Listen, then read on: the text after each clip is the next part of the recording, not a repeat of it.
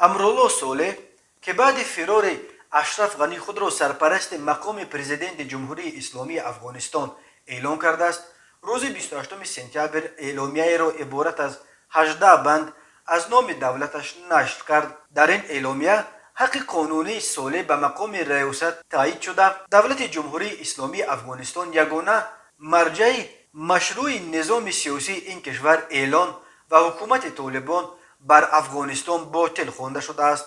در اعلامیه گفته شده است که به زودترین فرصت شورای عالی دولت با اشتراک بزرگان و سیاستمداران کشور تشکیل می گردد تا امور مملکت را در هماهنگی با اعضای حکومت و پارلمان استقامت دهند. در اعلامیه از همه کشورها خواسته شده است که مناسبت‌هایشان را با جمهوری اسلامی افغانستان حفظ نموده از هر گونه مشروعیت بخشیدن به گروه طالبان که به گونه نیابت خشونتبار، ظالمانه و غیر مشروع سرزمین افغانستان را اشغال نمودن خودداری نمایند.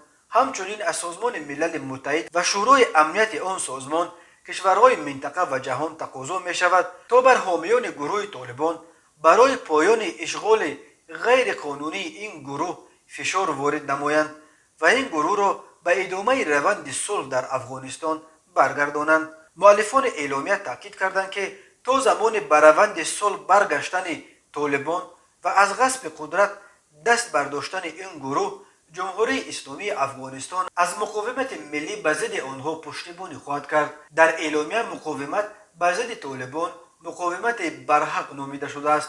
امرالله صالح که در زمان پرزیدنت اشرف غنی معاون اول او بود، بعد فرار اشرف غنی در تاریخ 15 آگوست سال جاری و کابل را به طالبان سپاریدن حکومت وی خود را سرپرست مقام رئیس جمهور اعلام کرد.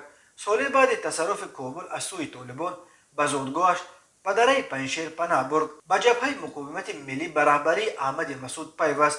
2 هفته پیش خبر آمد که امرالله صالح به تاجیکستان رفته است و روز 19 سپتامبر با چند دیگر از نمایندگان مقاومت با پرزیدنت تاجیکستان امامعلی رحمان واخورده است. سفارت افغانستان در دوشنبه با تبدیل عکس اشرف غنی به عکس صالح اعلام کرد که صالح را به حیث سرپرست مقام رئیس جمهور میشناسند.